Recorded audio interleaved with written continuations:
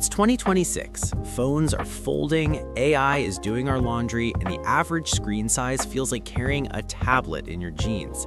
But then there's this, the Google Pixel 4a. 6 years ago, this was the $349 budget phone. Today, it's basically a relic. But looking at the comments on my recent Legacy Tech poll, you guys are still obsessed with this thing.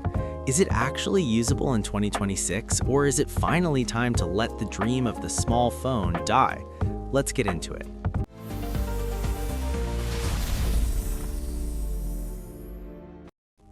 First, let's address the elephant in the room, the battery. Last year, Google rolled out that controversial Battery Performance Program update.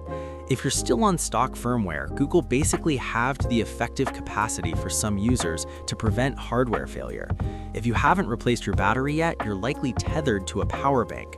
However, for about $50 and a steady hand with a repair kit, you can give this a second life. As for the hardware, it's a massive win. It's only 143 millimeters tall.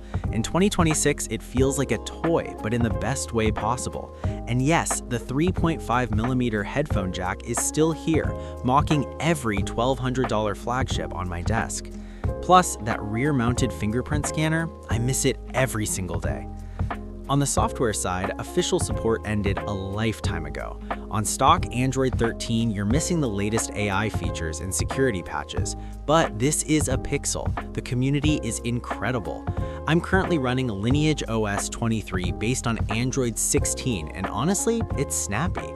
Most of your daily apps, Spotify, WhatsApp, even banking apps work just fine. The Snapdragon 730G is definitely showing its age though. Don't try to play heavy games or edit 4K video on this. It's a communication-first device now.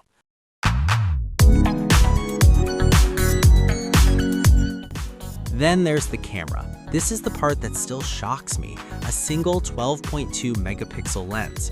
In 2026, we have 200 megapixel sensors and 100 times zoom. The 4a has none of that. But look at these shots. Contrast, that classic Google HDR look. For a static photo in good lighting, it still beats most $300 phones you can buy new today. It's the old reliable of photography. So, should you buy a Pixel 4a in 2026? Probably not, unless you're a collector or a minimalist on an extreme budget. The lack of 5G is becoming a real issue in certain areas, and the security risks on stock software are real. But if you still have one, if you've swapped the battery and flashed a custom ROM, this is the ultimate distraction-free secondary device. It reminds us of a time when phones were tools, not digital anchors. The Pixel 4a isn't just a phone anymore. It's a statement that enough is enough. What do you think? Is there any modern phone that actually matches this form factor? Let me know in the comments. I'm still searching for the true successor. Thanks for watching MacReviews, and I'll catch you in the next one.